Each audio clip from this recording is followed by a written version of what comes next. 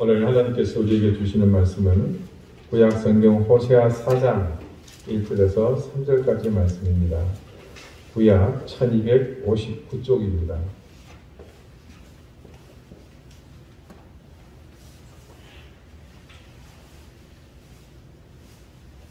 호세아 4장 1절에서 3절까지의 말씀을 제가 읽겠습니다. 이제 다같이 자리에서 일어나셔서 하나님의 말씀을 경청하십시오. 이스라엘 자손들아, 여호와의 말씀을 들으라. 여호와께서 이 땅 주민과 논쟁하시나니 이 땅에는 진실도 없고 인애도 없고 하나님을 아는 지식도 없고 오직 저주와 속임과 살인과 도둑질과 간음뿐이요 포악하여 피가 피를 뒤이음이라.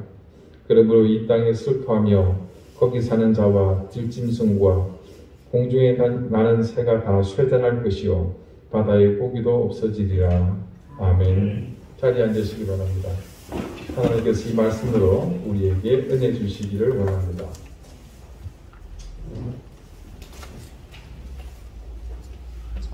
우리가 매주 호세아의 말씀을 보고 있는데 오늘 본문 말씀을 처음 배웠을 때 여러분 조금 혼란스러우실 겁니다. 지난주까지 얼마나 분위기가 참 좋았습니까?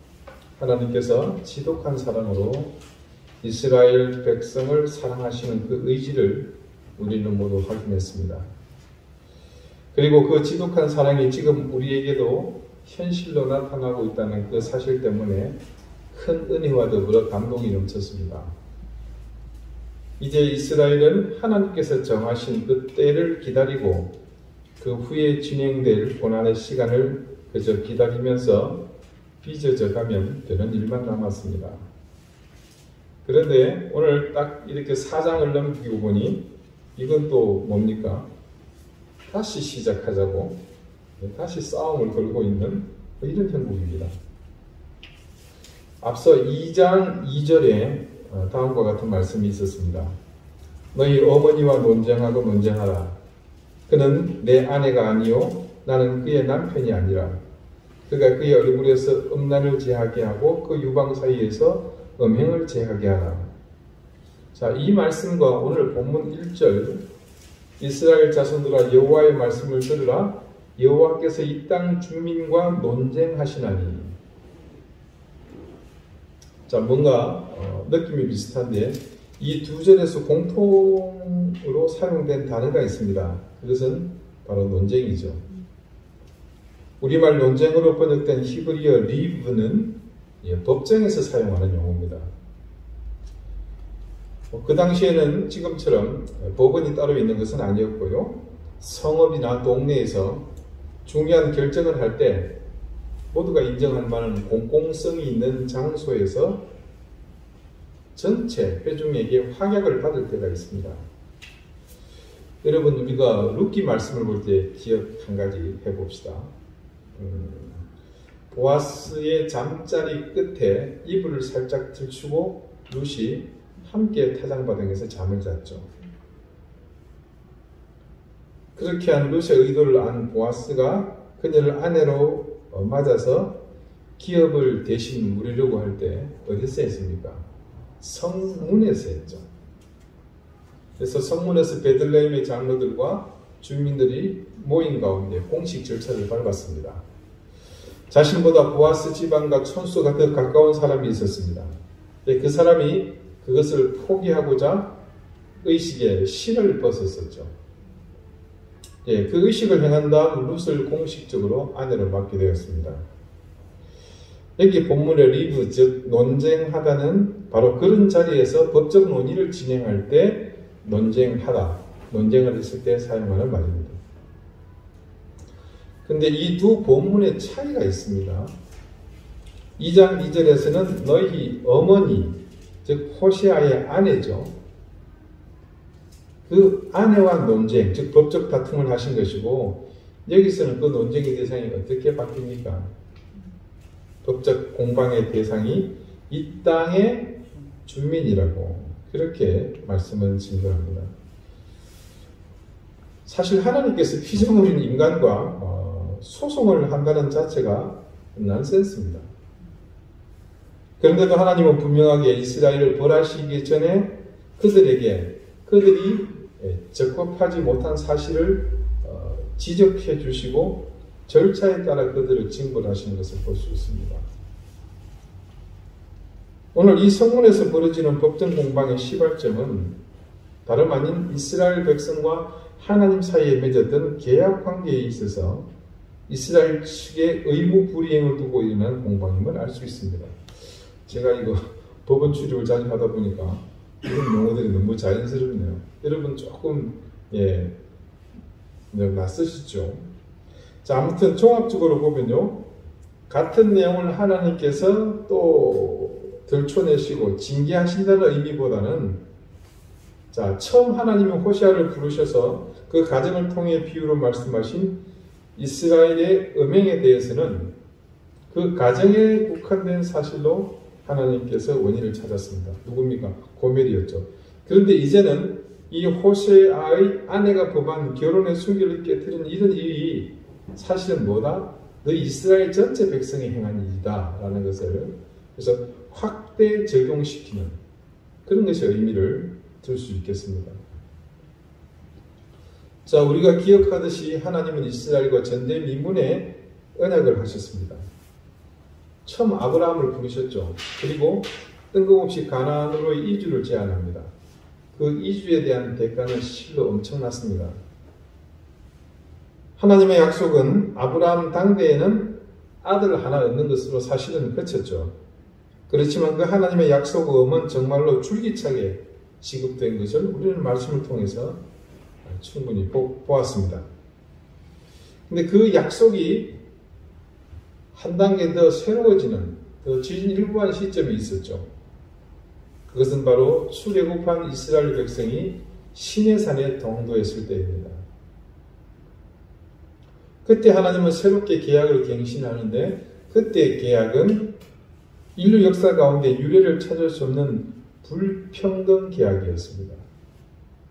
물론 우리 역사를 돌아보면 경술국치 같은 무력에 의해 불평등한 조약을 맺는 예는 있었지만, 이처럼 절대 권력을 가진 편에서 아무 능력도 없고 심지어 가진 것조차 전혀 없는 상대를 향해 일방적으로 자신이 무조건적인 희생을 조건으로 내거는 그런 계약 또한 유일한 경우였습니다. 도대체 무슨 계약이기에 전례가 없을 뿐 아니라 이후에도 없는 그런 계약일까요? 하나님과 이스라엘의 계약 내용은 구체적으로 사실 찾아볼 필요도 없습니다. 내용은 간단해요. 지금 이스라엘이 열방 가운데서 누리고 있는 이 모든 것이 그 하나님 계약의 이행 조건입니다. 심지어는요, 그 어마어마한 이행 조건들을 제대로 찾아 먹지도 못하고 그들이 흘려버린 것이 태반입니다. 그에 반해 이스라엘의 이행 의무는 간단합니다. 매년 일정량의 곡식과 진성을 바치거나 아니면 공례나 환관을 보내는 그런 조공을 필요로 하는 것이 아니었습니다. 단지 그들이 할 일은 유일한 여호와 하나님을 사랑하고 그를 섬기는 것입니다. 그런데 너무 쉽게 주어진 것이라 그랬을까요? 그들은 하나님과의 계약을 너무 소홀하게 생각했습니다. 소홀하게 생각한 그런 결과가 바로 지금의 이 상황입니다. 오늘 말씀 1절과 2절에는 하나님의 법정에서 이스라엘의 의무 불이행과 관련된 증거들을 하나씩 제시하고 있는 것을 볼 수 있습니다. 그 증거들은 각각 이스라엘 가운데 없는 것 3가지와 있는 것 6가지, 도합 9가지의 증거들입니다. 자, 1절 말씀을 보죠. 이스라엘 자손아 여호와의 말씀을 들으라. 여호와께서 이 땅 주민과 논쟁하시나니, 그 다음에 이 땅에는 진실도 없고 인애도 없고 하나님을 아는 지식도 없고. 자, 이 말씀에 따르니 이스라엘에 없는 게 3가지가 있죠. 진실과 인애와 하나님을 아는 지식입니다. 그리고 이어 2절을 보면 그들에게 있는 것, 없는 게 아니고 없었으면 하는 거죠. 있는 것 6가지가 나옵니다. 각각 저주와 속임과 살인과 도둑질, 간음, 그리고 마지막 포악입니다. 없는 것과 있는 것은 각각 성격을 달리하고 있습니다.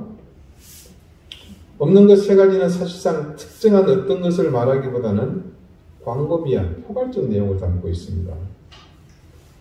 그것이 광범위하고 포괄적일 수밖에 없는 이유가 있습니다.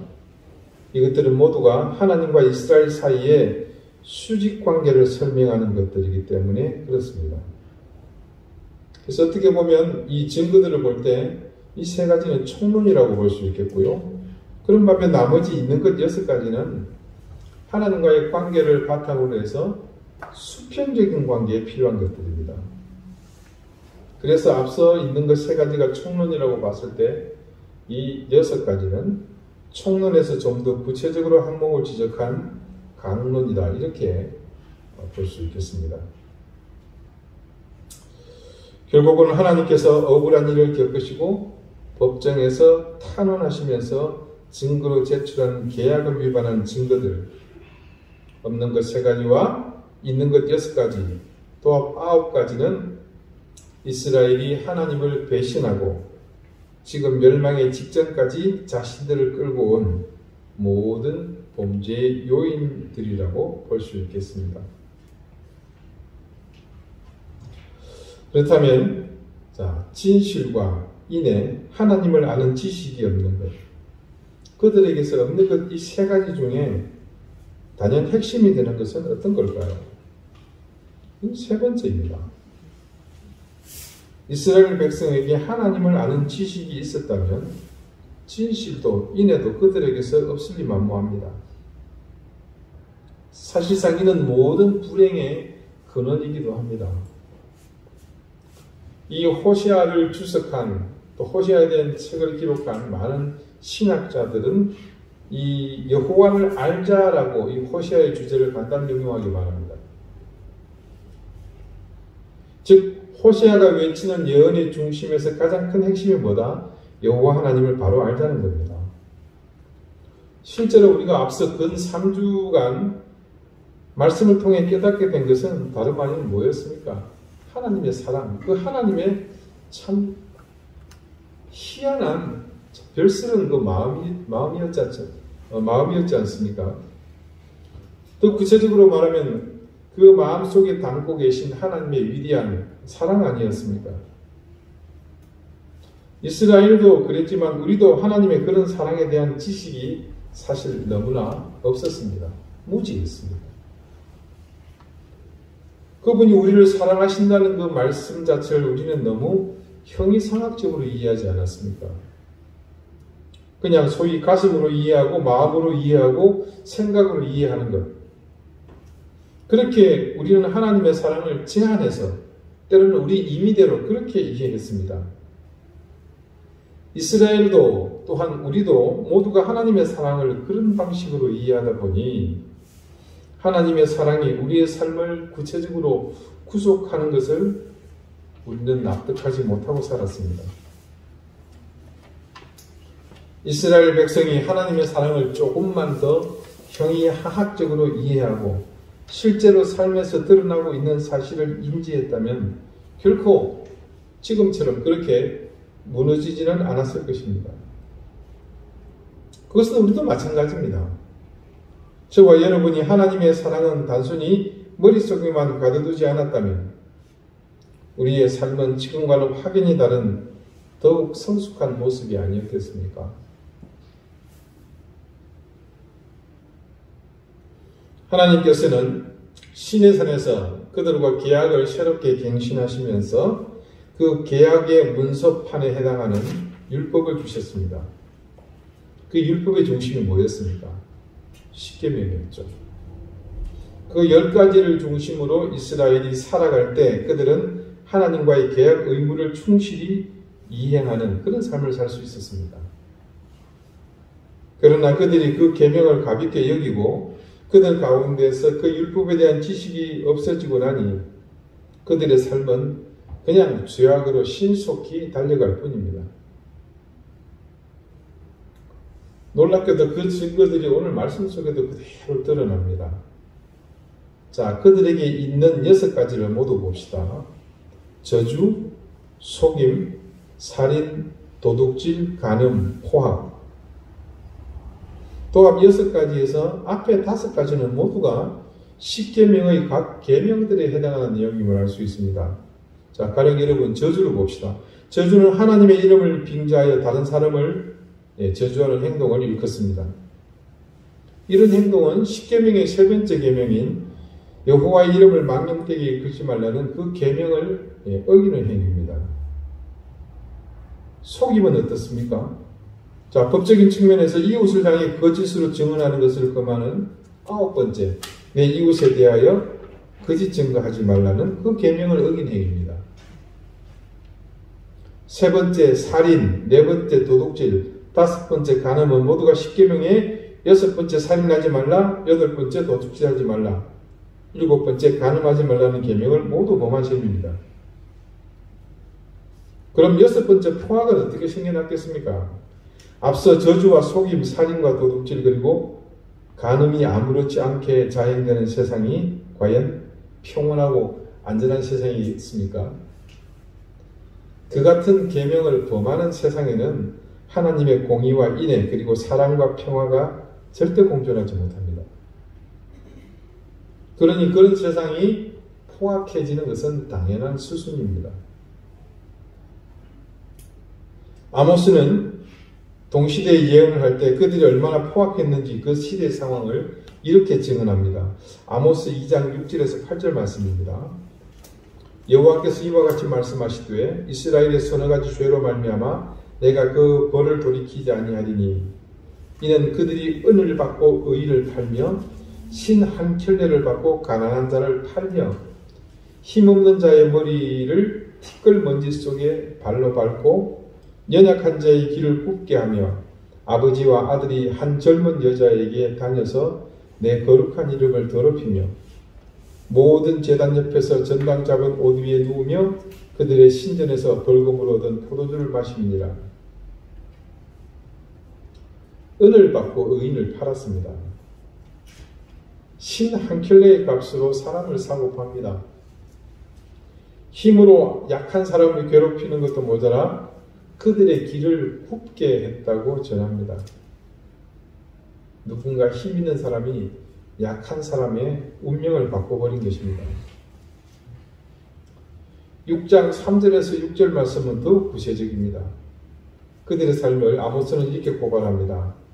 너희는 흉한 날이 멀다 하여 포악한 자리로 가까워지게 하고 상하상에 누우며 침상에서 기지개 켜며 양떼에서 어린 양과 우리에서 송아지를 잡아서 먹고 비파 소리에 맞추어 노래를 지절거리며 다윗처럼 자기를 위하여 악기를 제조하며 대접으로 포도주를 마시며 귀한 기름을 몸에 바르면서 요셉의 환난에 대하여는 근심하지 아니하는 자로다. 흉한 날이 멀다 하여, 흉한 날이 멀다고 말하는 것이 어떤 의미겠습니까? 아직 죽을 때가 되지 않았다는 자만의 찬소리입니다. 그건 다른 말로 하나님의 심판이 속히 임하지 않으니까 하나님의 심판이 없다고 생각하는 어리석은 지절거림입니다. 그래서 그들이 무엇에 가까워졌다고 증거합니까? 포악이 여기서 구체적으로 드러나지 않습니까? 그래서 포악한 자리로 가까이 가게 된 그들의 삶은 한마디로 타락 일변으로 치닫고 있음을 이 본문 말씀에서 알 수 있습니다. 상하상에 누우며 침상에서 기지개를 켭니다. 어린 양과 송아지 고기를 즐깁니다. 그냥 먹지 않죠? 음주와 가무가 곁들여집니다. 이 같은 삶을 즐기다가 이전의 삶으로는 절대 돌아갈 수 없습니다. 상하상에 눕는다. 여러분, 상하 젓가락과 관련된 한비자에 나오는 이런 고사가 있습니다. 중국 고대 왕조인 은나라의 임금 주가 상하로 젓가락을 만들었습니다. 어느 날 주왕의 숙부인 기자가 이 주왕과 식사를 하게 되는데 상에 올려진 상하 젓가락을 보고 이제 곧 은나라가 망하게 될 것이라는 두려운 생각을 갖게 됩니다. 그는 조카에게 여러 차례 간언을 했지만 주왕은 듣지 않습니다. 그러자 기자는 국외로 망명합니다. 한비자는 기자가 주왕의 상하 젓가락을 보고 나라의 멸망을 예견했던 이유를 이렇게 설명합니다. 상하 젓가락을 사용한다면 질그릇을 사용할 수 없습니다. 상하와 같거나 최소한 상하보다 재질이 좋은 그릇을 사용하려 할 것입니다.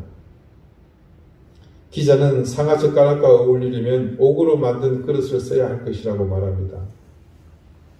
또한 상하 젓가락과 옥 그릇을 사용한다면 채소로 만든 국을 담지 않을 것이고 반드시 모우나 코끼리 고기, 여기서 모우라는 것은 여러분 검색해보면 아시겠지만 중국 남쪽 지대에 있는 털이 기다란 아주 최상급의 소를 말합니다. 또 코끼리 고기 혹은 어린 표범 고기로 만든 요리는 되어야 어울릴 것이라고 합니다. 모우 고기는 코끼리 고기나 표범의 태아 고기와 함께 당시 매우 진귀한 맛을 내는 고급 요리를 대표한다고 합니다. 기자의 주장은 계속됩니다. 값비싼 그릇에 담긴 진귀한 요리를 낡은 옷을 입고 풀을 엮어 만든 집에서는 먹을 수 없다는 것입니다. 비단 옷을 겹겹이 입고 고대 광실에서 먹어야만 어울릴 것입니다. 기자는 상하 젓가락이나 옥으로 만든 그릇, 진귀한 요리와 그에 걸맞는 복장보다 마지막인 고대 광실이 두렵다고 했습니다. 그래서 그는 상하 젓가락을 보자 두려움을 가졌던 것입니다.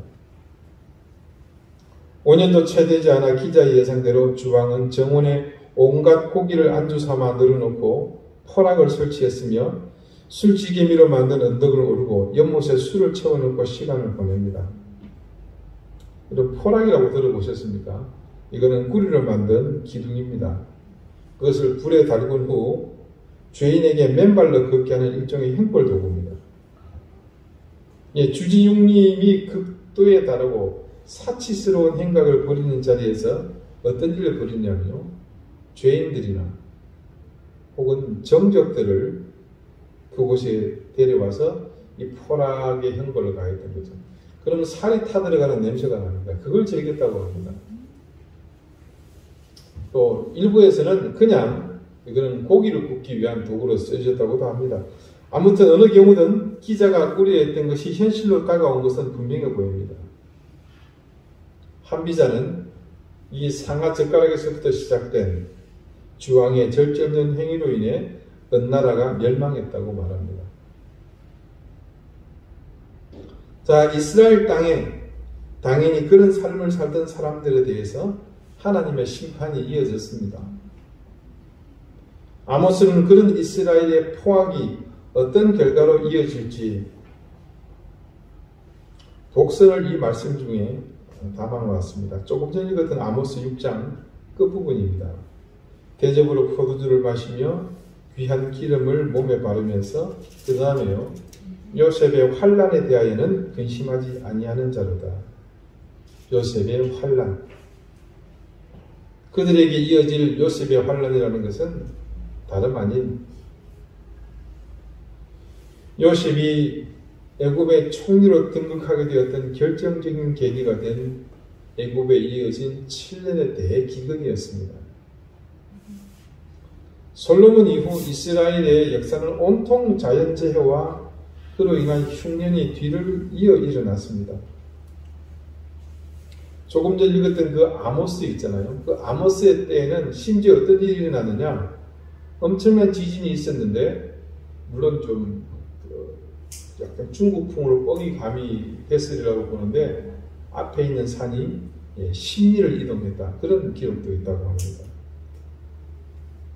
가뭄이나 그로 인한 기근, 심지어는 메뚜기나 다른 곤충에 의한 피해까지도 모두 그 시대 가운데 이스라엘의 포악으로 인한 하나님의 징계가 그렇게 늘 함께했음을 말씀은 증언하고 있습니다.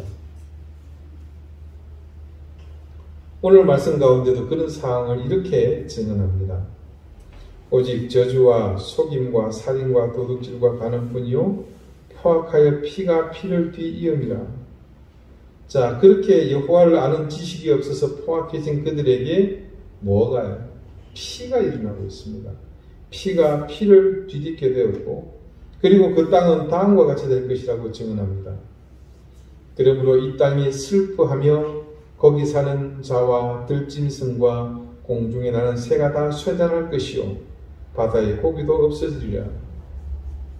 여러분, 땅이 저주한다는 말을 우리 성경에서 자주 들었죠. 그게 어떤 의미인지를 지금 세세하게 풀어놓았습니다. 땅이 슬퍼하며 그곳에 사는 모든 생물이 쇠잔할 것이라고 선포합니다. 거기에 더하여 심지어 바다의 물고기까지 없어진다는 것은 이제 이 땅 어디에도 구원의 길이 없음을 의미합니다.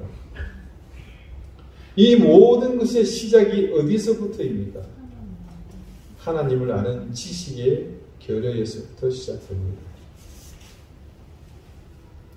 사랑하는 여러분, 우리가 하나님에 대한 지식이 부족하면 안 되는 이유를 이 말씀을 통해서 깨닫기 바랍니다. 우리가 하나님에 대한 지식이 부족하게 되면 하나님을 모르는 세상은 하나님을 알 길이 막힙니다. 그래서 죄를 짓기에 담대해지게 되고 세상이 악한 일에 대해서 죄책감을 느끼지 않게 되는 거죠. 에스겔 3장 17절에서 20절까지의 말씀입니다. 여러분, 제가 천천히 읽을 테니까 이 말씀의 내용을 깊이 한번 숙고해 보십시오. 인자야, 내가 너를 이스라엘 족속의 파수꾼으로 세웠으니 너는 내 입의 말을 듣고 나를 대신하여 그들을 깨우치라.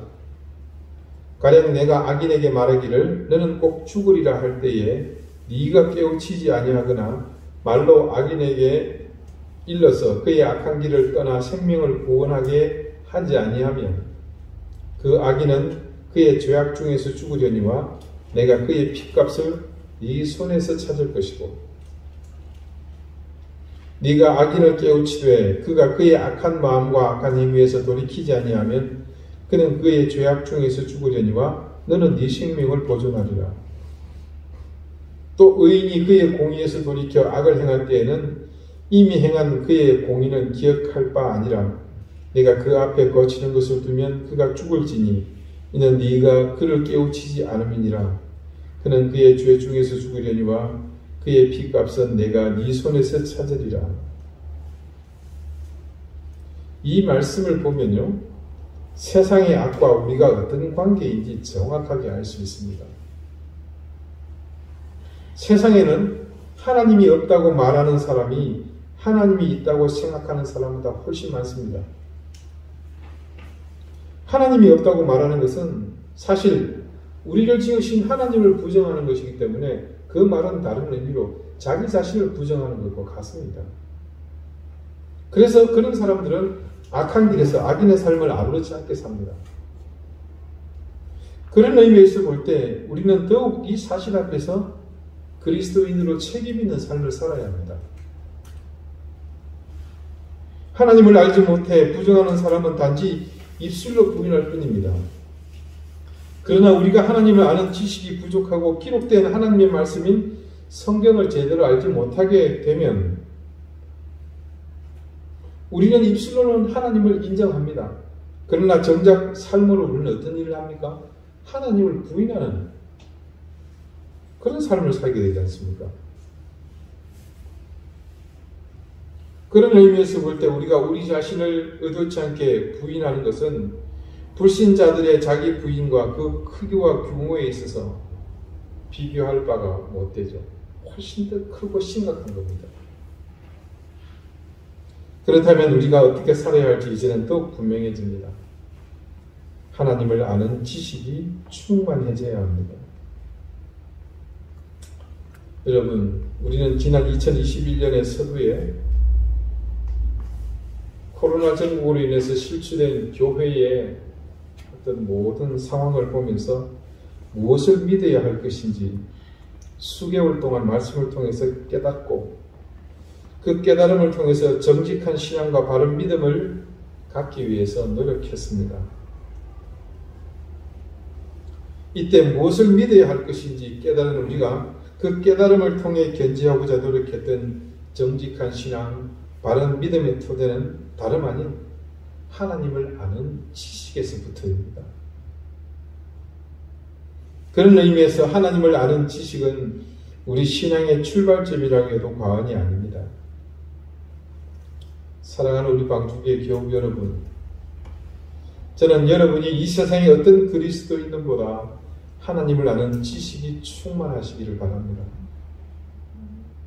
그러기 위해 이 한 해 동안 하나님께서 우리가 깨달아 알도록, 그래서 당신을 아는 지식을 많이 갖도록 하시기 위해 우리에게 주신 성경 말씀을 더욱 가까이 하는 해가 되시길 바랍니다. 부족하지만 하나님께서 여러분을 인도해 주심으로 여러분 앞에 목사로 세워주신 저를 통해 선포되는 말씀에 더욱 귀를 기울이심으로 하나님에 대한 지식을 쌓아가십시오. 방송, 매체, 신문, 인터넷에 이르기까지 과도하게 쏟아지는 정보의 홍수 속에서 참 진리의 소리가 무엇인지 분별하기 위해 더욱 하나님 앞에 무릎을 꿇으시기 바랍니다. 기록된 말씀을 통해, 선포되는 말씀을 통해, 그리고 겸손히 겸비하여 하나님 앞에 무릎을 꿇는 그 기도의 현장에 하나님은 자신에 대한 지식을 여러분에게 풍족하게 더해 주실 것을 저는 믿습니다. 아울러 이때 더해 주시는 그 지식을 통해 여러분의 삶을 하나님께서는 더욱 거룩하게 구별해 주실 것을 저는 또한 믿습니다. 하나님에 대한 지식이 여러분 가운데 풍성해짐으로 더욱 풍요로운 믿음의 삶이 여러분과 함께 하시기를 바랍니다. 기도드리시겠습니다.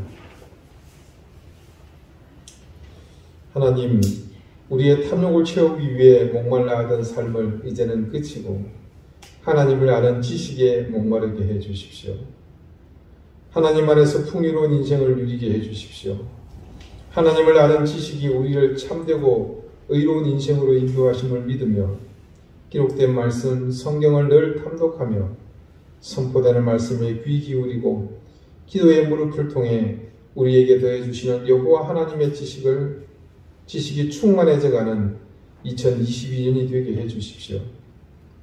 우리의 모든 결핍은 하나님을 아는 지식으로 충만해질 것이며 우리의 유한함도 이를 통해 또한 극복될 것을 저희는 믿습니다. 예수 그리스도 이름으로 기도드립니다. 아멘.